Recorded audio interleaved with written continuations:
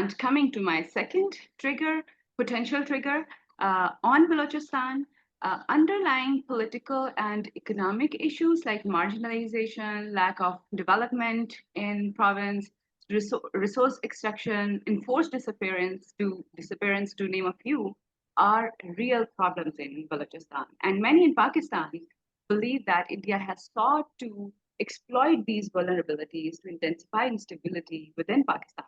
The Pakistani officials cite two sources of evidence of India's focus on Balochistan. First, Ajit Doval, before becoming India's national security advisor, made statements about putting pressure on Pakistan through internal fault lines, such as Balochistan.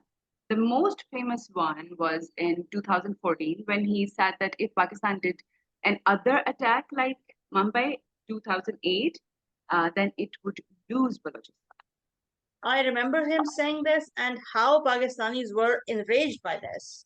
I mean, it makes sense that it got a big reaction in Pakistan. I mean, after 1971, any statement related to Pakistan losing territory will trouble many, regardless of their patriotism levels.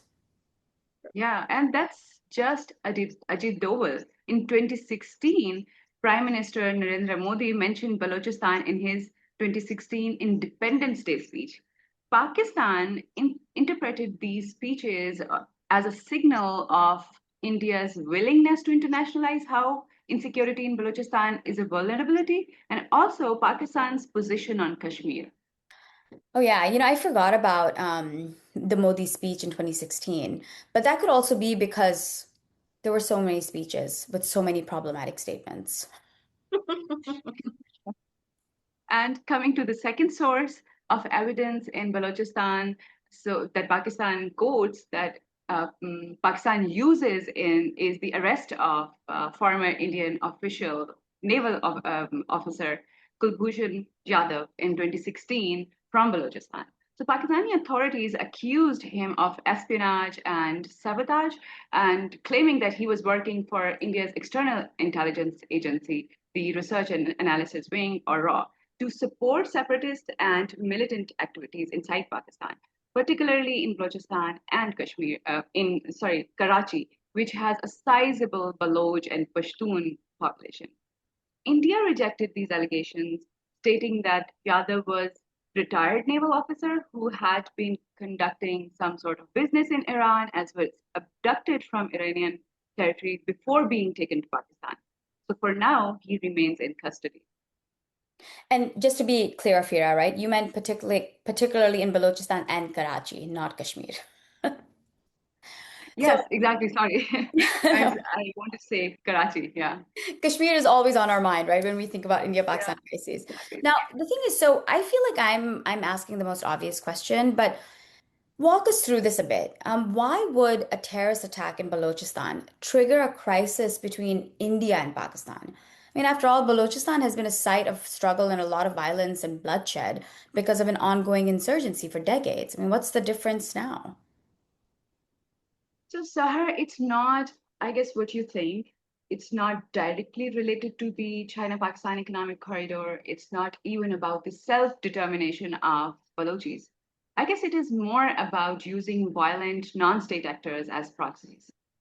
Think about BLA, Baloch Liberation Army. In recent years, it has become quite active in Balochistan, like the Jafar Express attack in March 2025, where heavily armed BLA militants intercepted the train in a mountainous region, taking hundreds of passengers hostage, and in a 28-hour standoff. The gun battle between the military rescue operation and BLA militants resulted in deaths of over 30 militants, 21 soldiers, and 10 civilians.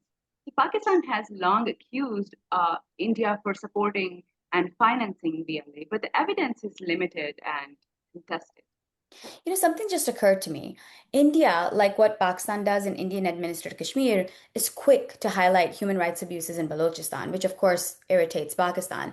My sense is that India does this to take the world's attention away from Kashmir to the extent that it even exists, right? To India and Pakistan, Kashmir is the issue, but not for the rest of the world. I mean, regardless, I think that an attack by the BLA or another entity may serve as a future trigger, especially if Pakistan believes that India sponsored the group.